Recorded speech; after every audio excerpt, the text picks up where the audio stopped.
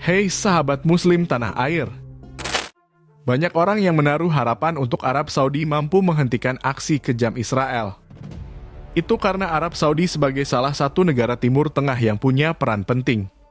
Nyatanya, mereka hanya mengecam dan meminta aksi saling serang dihentikan. Namun, belakangan baru muncul sikap yang menunjukkan keberpihakan mereka dengan seruan boikot. Mengapa mereka baru menyerukan boikot, padahal di belahan bumi lain sudah melakukannya sejak lama? Nah, apa yang sebenarnya terjadi pada Saudi?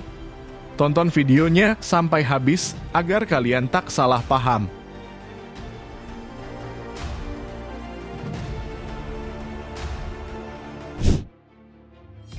Sikap Arab Saudi tersebut mengindikasikan adanya pengaruh normalisasi hubungan pemerintah Arab Saudi dan Israel. Mari kita flashback sejenak untuk melihat hubungan kedua negara. Israel sudah sejak lama mengincar hubungan diplomatik dengan Arab Saudi. Normalisasi ini dilatar belakangi oleh adanya Iran sebagai musuh bersama. Peningkatan kekuatan militer Iran membuat kedua negara ketar-ketir. Mereka takut Iran bisa mengancam kedaulatan negara masing-masing. Hal ini berdasarkan tulisan Jonathan Reinhal dan Michael Yari berjudul The Transformation of Saudi-Israel Relations. Hubungan tersebut memang masih di balik layar, tapi tidak menutup kemungkinan ke depannya mereka akan semakin terbuka. Perdana Menteri Israel Benjamin Netanyahu bahkan sangat bersemangat dengan normalisasi hubungan dengan Arab Saudi ini.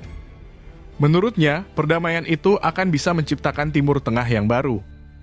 Kekhawatiran Arab Saudi semakin menjadi-jadi kala Iran semakin maju dalam hal nuklir, senjata mematikan yang bisa meluluhlantakkan wilayah musuh.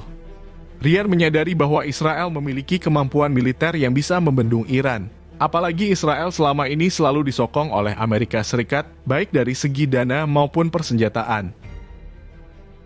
Menjalin hubungan baik dengan Israel juga berarti mengamankan dukungan Amerika Serikat. Dengan kata lain, Israel adalah sekutu potensial bagi Arab Saudi.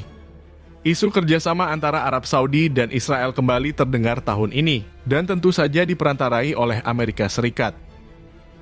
Menteri Luar Negeri Israel Ali Cohen bahkan sudah buka-bukaan dengan kesempatan kerjasama tersebut.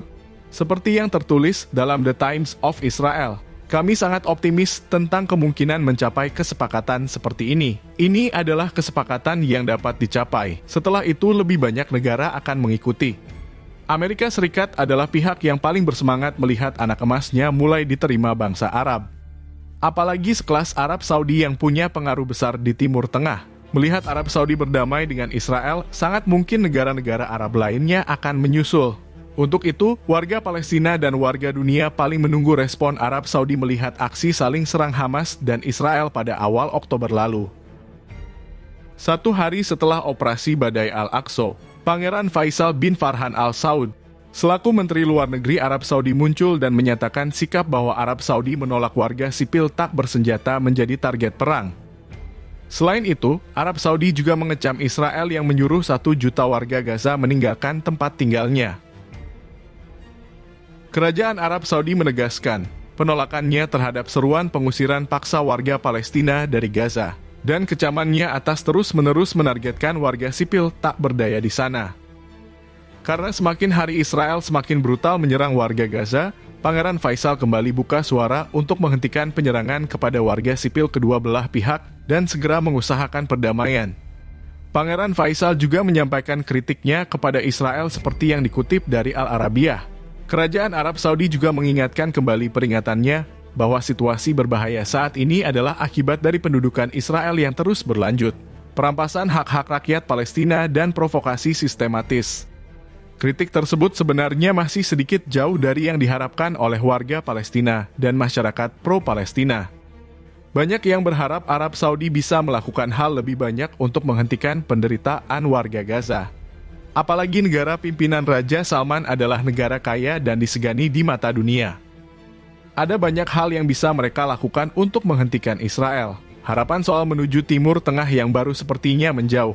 Pasalnya perlahan tapi pasti, posisi Arab Saudi mulai berubah. Yang sebelumnya terkesan netral persoalan Hamas, Palestina, dan Israel.